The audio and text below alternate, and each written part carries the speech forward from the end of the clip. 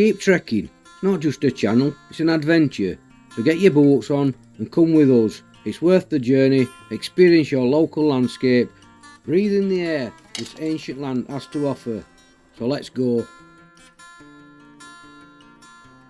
Welcome to Keep Trekking, welcome back if there's been a four.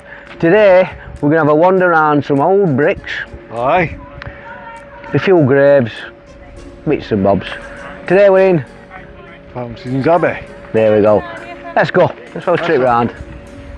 The first thing that greets you is a few shops, toilets, a restaurant and the visitors centre.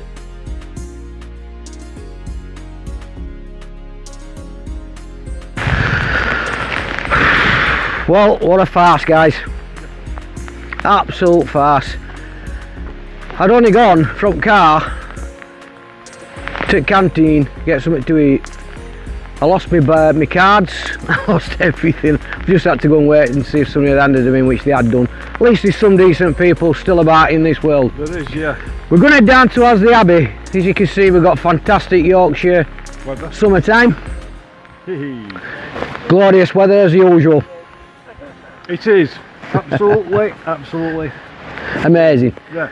So what we're going to do is, when we get down to the Abbey, we're going to give you a bit of history about when it was built, obviously dissolution of the monasteries, I don't know if I said that correctly, and little bits and bobs of why and which order of the monks was here. This is one of the biggest Abbey ruins in Europe. So let's get down to the Abbey and let's get a bit of history sorted, eh? Yep, let's look. A wee trek. A wee trek. We walked down the path for a short period of time. We came across a gate that led us into a small field where we saw the first views of the bell tower of Fountains Abbey and also some local wildlife. Not a video without my sheep. We continued down the path through the field where eventually we came on a better view of the bell tower. A few more yards further on, I could see more of the Abbey in front of me, down below. Soon came across our first signpost that gave us options, but we chose to go straight to the Abbey. There is a deer park and it's free. It's not deer. Thank you very much. The first port of call we came to was the Porter's Lodge. Inside this Porter's Lodge was loads of information about the Abbey, what it was about, dates, little artefacts, and an absolute beautiful model of what the Abbey would have looked like in its entirety. Well worth a visit, loads of information, which would make your visit here to Fountains Abbey more easy and more to understand.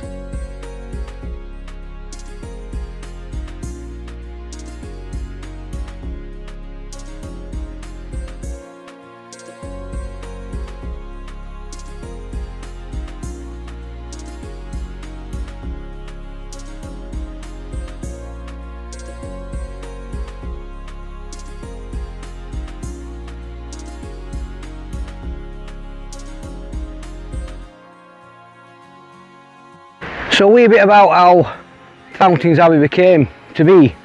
In 1132, a group of monks in St Mary's in York decided they wasn't happy as how things were going. It says the prayer time was more like a drunken horde than it was peaceful prayer and meditation. So the Archbishop of York, a guy called Thurston,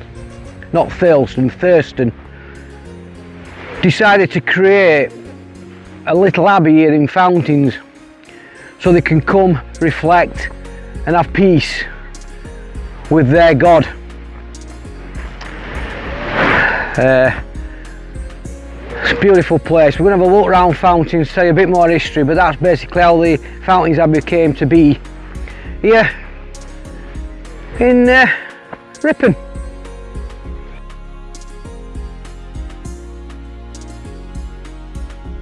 As we walked over the wee bridge, I glanced to my right and could see that there is a mill cafe where you can get light refreshments on a nice summer's day.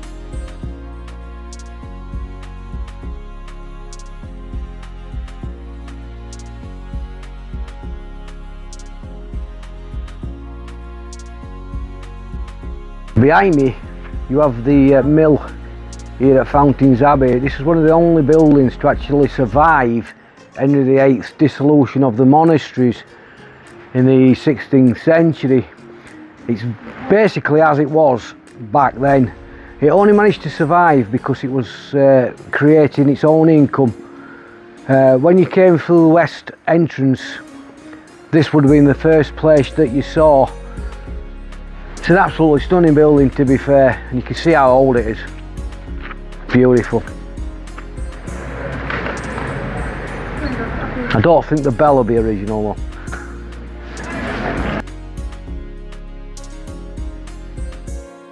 On walls at mill, some of the old millers and the working staff that used to work here carved their names into the walls with dates. Who said graffiti is a modern antique?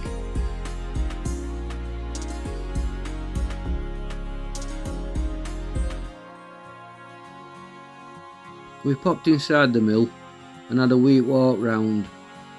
The place was full of little surprises, although I don't know how original the beams were, but they were certainly old and starting to take its toll. One of the wheels that was created to grind corn.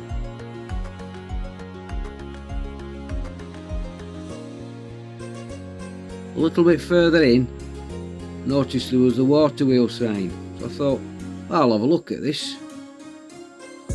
To my astonishment, the wheel looked amazing and was in perfect working order.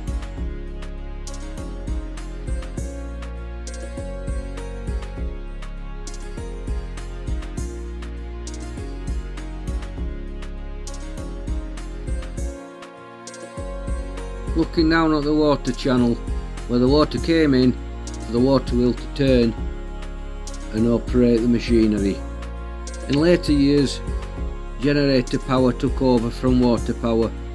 Here's the generator room. Even in the 18th century, graffiti existed on this old door. Come on, Steve, this way. You can clearly see a William Ledley, 1787 does that look like, and a Thomas somebody, but they're the millers that used to work here in this really old door. 1787. Now heading up to the upper floors of the mill to find out what treasures we can find in this beautiful old building.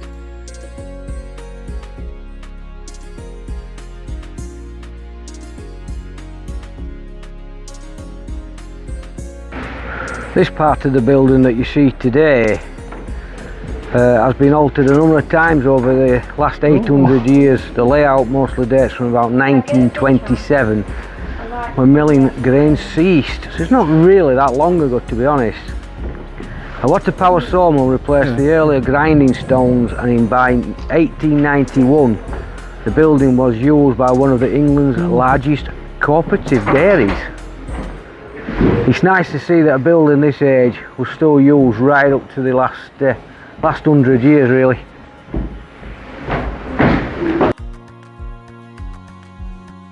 On the upper floor you can clearly see the walk panels where the millers and the work staff would have worked. So in 1927 the last grain of corn was grinded here by the miller called Louis Leeming on the 13th of July 1927.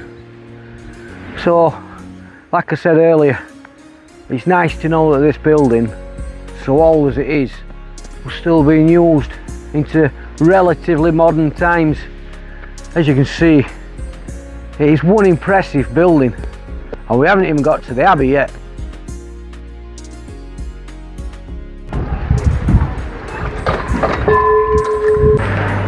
Just going to take a quick refreshment on these 12th century benches. So the building at the back of me was the original bakehouse. So when they grained the grain at the mill, they used to bring it over here to make the bread. They also made their ale. It was allowed 8 like tumblers of ale a day. Not too strong, because the water obviously in them times wasn't fit to drink. So they used to have ale. They brewed that here as well, but also this was the original tannery. So there's also other activity going off around these parts. This would have been really noisy. Around where I'm standing at the moment would have been like wooden buildings of different little industries going off. But yeah, the tannery, the bakery and the alehouse was stood here. Quite interesting, beautiful, beautiful bits of ruins now, like, but unfortunately not selling ale today, so what can I do? Better move on. Now we move on to the real stuff, the Abbey itself. These, what you see in front of you, was all guest apartments. As you see on the wee bridge, that would have been the main entrance across the river. Centuries ago, I should imagine the river would have been a lot higher than this. Probably came all the way up to the walls. The simple reason I'm thinking is if you look at the bottom of that building there, I don't know if you can see, is a channel. At the bottom of that one, you can see there's a channel, like an arch, where the water would have run through. Now I'm presuming, only surmising, I'm not an expert, but the water would have probably come all the way up to the edge of the Abbey walls. So you see the river is a lot lower today. Across the bridge and through the archway, I looked across and I could see the massive extent of the site. One huge abbey. Glorious. I've just walked inside one of the main halls of where the guest houses used to be. You see the pillars that used to stand in the middle that hold the roof up to the second floor, possibly a third.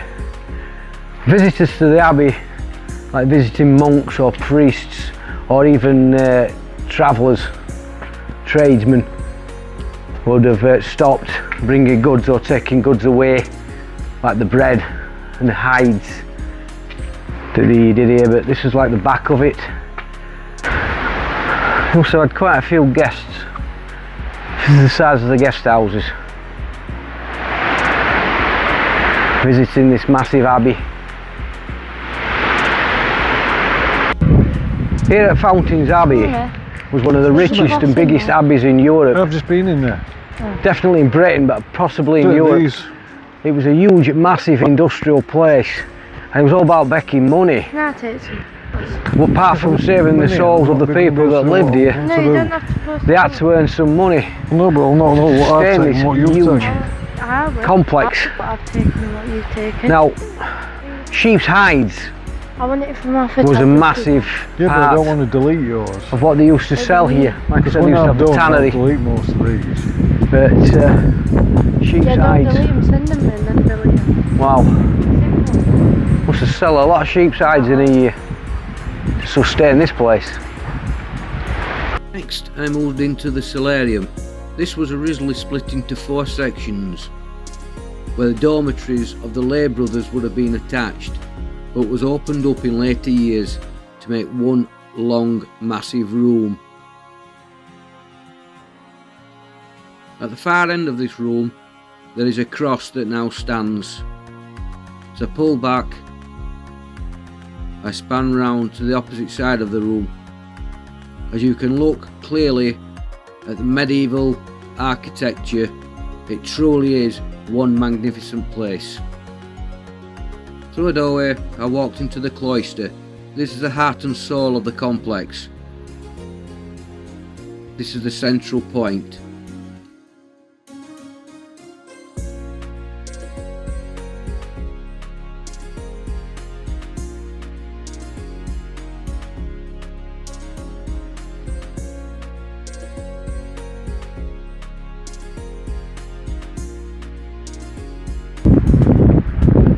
So we're in the cloister at the moment. Back of me, this was a crab apple press. Now what they used to do is they used to put all the apples in there, and then they used to stand in it and press it down with their feet until it became mush. And they'd get all the juices and then make that into probably into their alcohol, to be fair. It's right in the centre of the cloister. So while they're enjoying themselves, sat round chilling as you do. They were pressing apples. Don't know if this was originally in this location, but sounds fun, doesn't it? Now we're walking into the lavatorium. I don't think I really need to explain to you what a lavatorium is. But imagine all monks in here at once. That looks like a big fireplace. So at least they were warm while we were taking a dump or whatever they were doing. Well, Next to the closet, in the next room, you have the kitchens. Where I'm standing at the moment is in the very heart of the kitchen. Seems strange to have a kitchen next door to the closet, but maybe it was a done thing back in those days, but seems very strange to us living in the 21st century.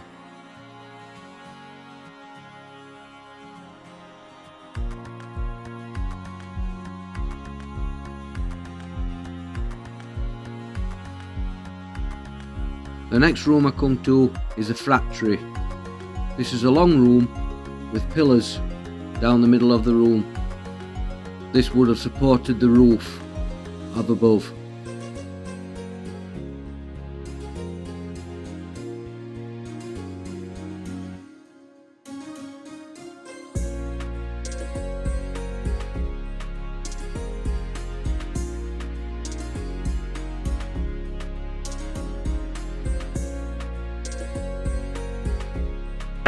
so the location I'm standing at the moment is this is the basement of the old abbot's house, so that would have been above us.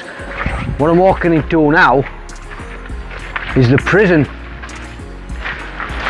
So yes, even in a monastery or an abbey like this, they had a prison. Now I don't know what crimes they would have committed, or if it actually means the same as a modern day prison. I don't know. But this is the prison of the Fountains Abbey. I wouldn't like to be in here. I can imagine this, being in the very depth of the abbey itself, was quite dark and miserable. Do you think the prison could have been religious crimes? Well, I shouldn't have thought it could have been much else. Yeah, I know, but you just... If anybody's got any comments or knows what they could have been in this prison for, or does it mean something else, a different type of prison? I can't say that word. Metaphorically. Yeah, that word. But I don't know what crimes they could have committed, but anybody knows, drop us a comment in the comments below, please.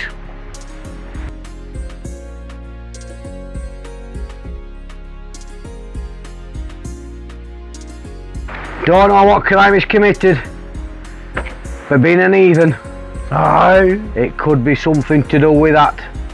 He's now standing in the very prison itself. You can imagine that is one small building. Be dark, miserable. Let me out!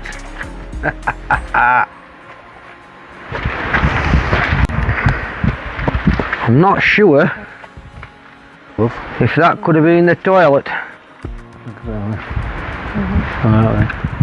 It looks like just small cells coming off. But look at the size of the doorway for this prison It door. obviously did go somewhere. There's one small doorway into a small prison cell. And you've got all this towering above you. Must be one dark, miserable place.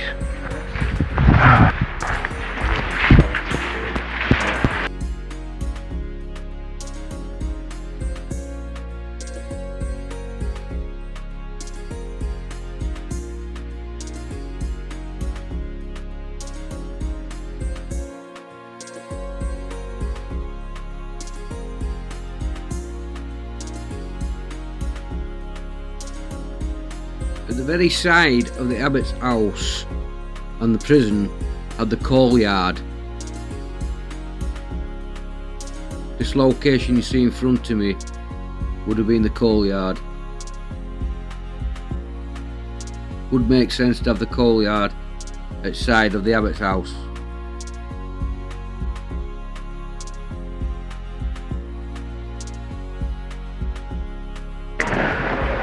So at the back of me, that I said was a causeway, is actually called the Infirmary Passage. Now actually standing in what would have been the infirmary, the very end of the site. Now I can understand why they decided to put the infirmary at the very end, away from the main buildings itself. Could be disease, could be anything. But that would make sense, to be fair, to have the infirmary away from the main abbey. Never drink water. For God's sake. I'm just in awe of this place. It's absolutely amazing. Like I was saying earlier, it's one of the biggest, would have been the biggest abbey in Europe at the time. It's certainly the biggest abbey in Britain that we know of. Cistercian, at least. But this would have been the infirmary. It's quite a big complex, the infirmary, because to the very end of the site, which is just over there, where that wee fence is. But the whole complex here at Fountains Abbey in North Yorkshire, at Ripon, it's well worth coming to see. Okay. It's National Trust. So if you're a National Trust member and you've never been here, definitely worth coming. Still more to see.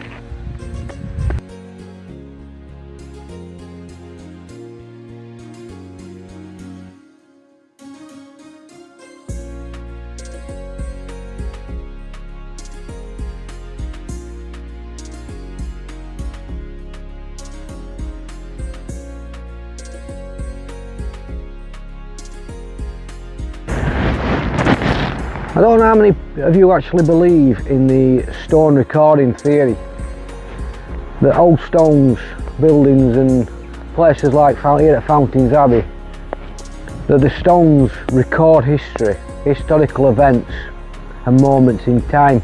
Now I'm a firm believer that it does. That's why you see a lot of ghosts or ghost sightings at places like Fountains Abbey and cathedrals and old houses and castles, because stones hold a recording. You can just touch, well I can, I don't know if a lot of people can, but I can touch a stone, an old stone like this, and feel it, feel the events that once happened at these places. This is the infirmary building, the very end of the site. There must have been some deaths, some tragic events that happened in this place. So I do believe that stones do hold keys to the past. So when you come to somewhere like Fountains Abbey or a castle or cathedral, just touch a stone, touch the walls and contemplate for a minute and just imagine what must have happened in a place like this centuries ago.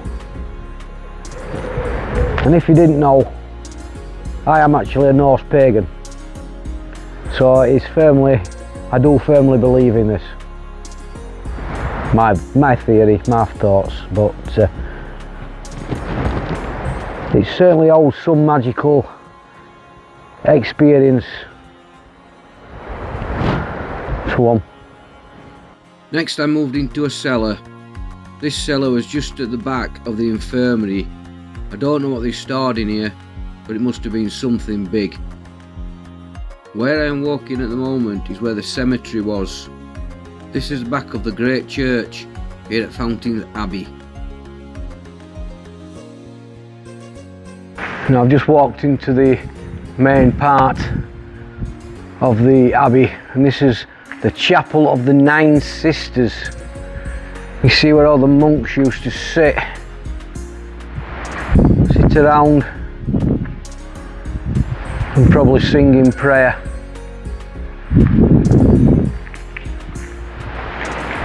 Each one of these would have been a seat Now I'm not sure if these would have been the hierarchy of the monastery, but they'd certainly be more important than the ones at the very far end, I should have thought. But this is the Chapel of the Nine Sisters. That's the site of the high altar, which is just in front of the Chapel of the Nine Sisters, with the amazing, what would have been an amazing window at the back. Directly in front of me is the nave of this mighty fine building, with the fantastic window at the far end. In front of me looks like some sort of grave to some very important person, maybe the original abbot or somebody extremely important. Just before we get to the crossing, this is the crossing where you'd have had two towers. That's obviously a smaller one. And then as you come this way, you see a huge, impressive bell tower. This is when you get a bit of vertigo. As we move into the centre of the bell tower and I look up, wow, that is impressive. You see the old levels that would have been with the windows, and then the door in the corner, which would have took you up to the different levels. That's well impressive. Unfortunately you can't walk down the nave. I presume it's classed as unsafe, maybe. The upper walls, there'd be a reason for it, I should have thought.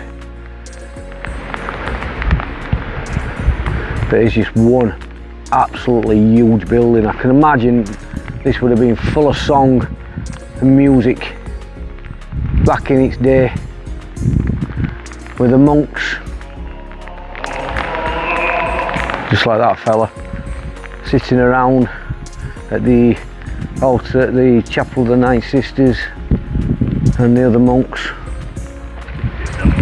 sat in these seats, a choir on both sides, with the high altar in the middle. Off the crossing you've got these little side rooms, which would have been small prayer rooms, probably day prayer rooms.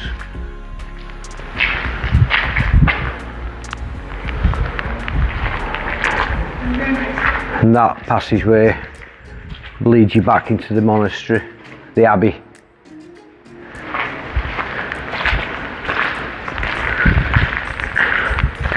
As it starts to rain yet again, and then all the weather today, these would have been passageways, just like in a modern church. You have the side passageways at the side of the main nave. You can see the huge and extent size of this place.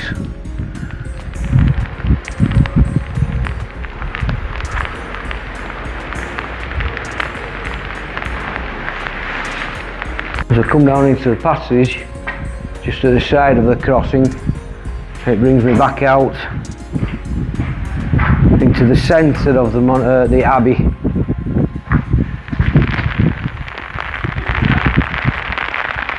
With the great church there in the distance, and the apple crusher thing in the very centre. See people trying to shelter out of the rain. Good old Yorkshire weather. Don't like the weather, wait 15 minutes. Very true. Just at the side of the centre is the chapter house.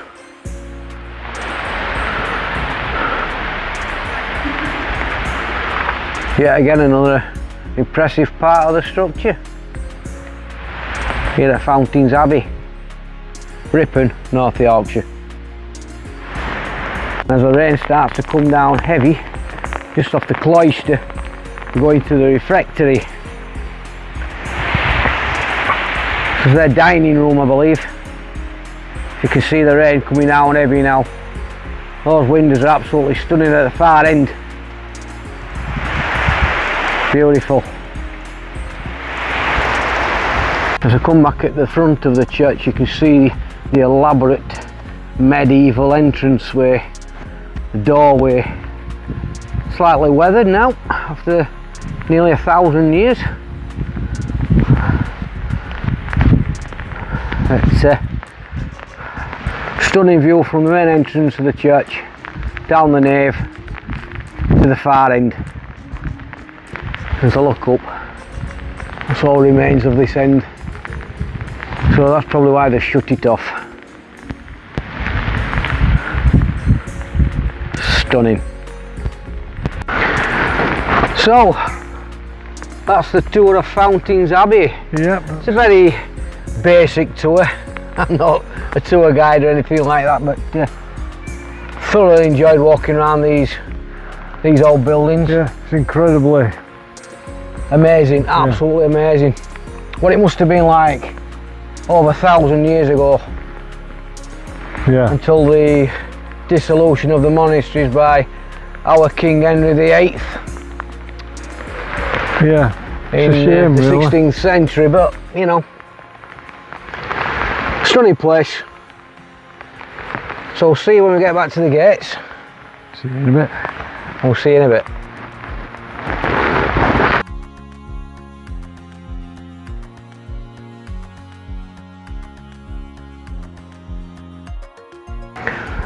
I'm here at Swanley Grange, which is just on the edge of Fountains Abbey itself.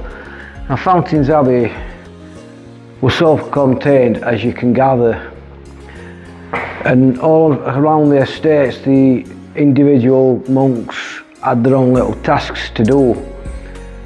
The main thing of Fountains Abbey, to make it self-contained, was they used to do agriculture, iron mining, tannery, lead mining, stone, slate and tiles.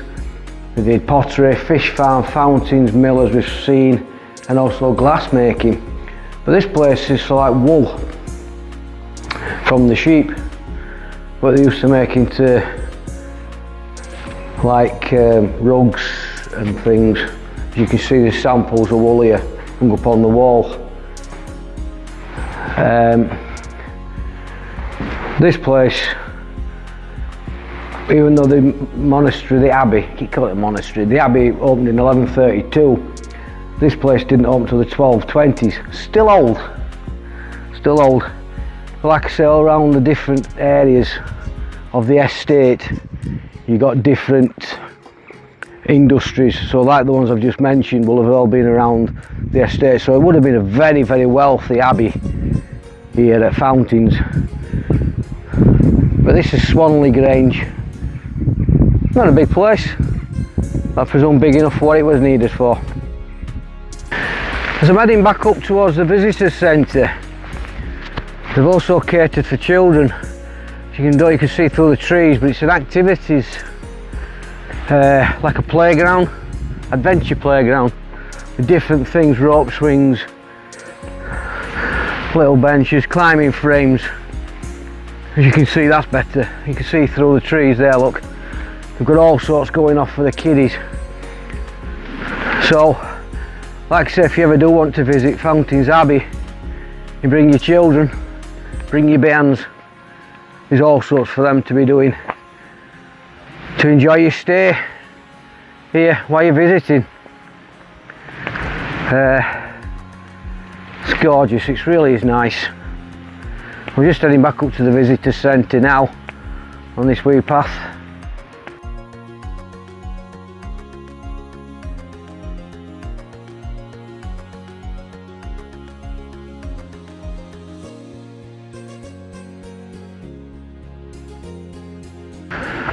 So we're back in the visitor centre. Right behind me is the ticket and information office where you would go and show them your card or pay to get in. So we're going to end the video here. So thank you very much for watching. J-Art. Fill out. Hope you've enjoyed it. Very much so. Keep trekking. Trek on. Till next time, take care of yourselves and others. Yeah. Thanks for watching. And as the weather brightens up yet again.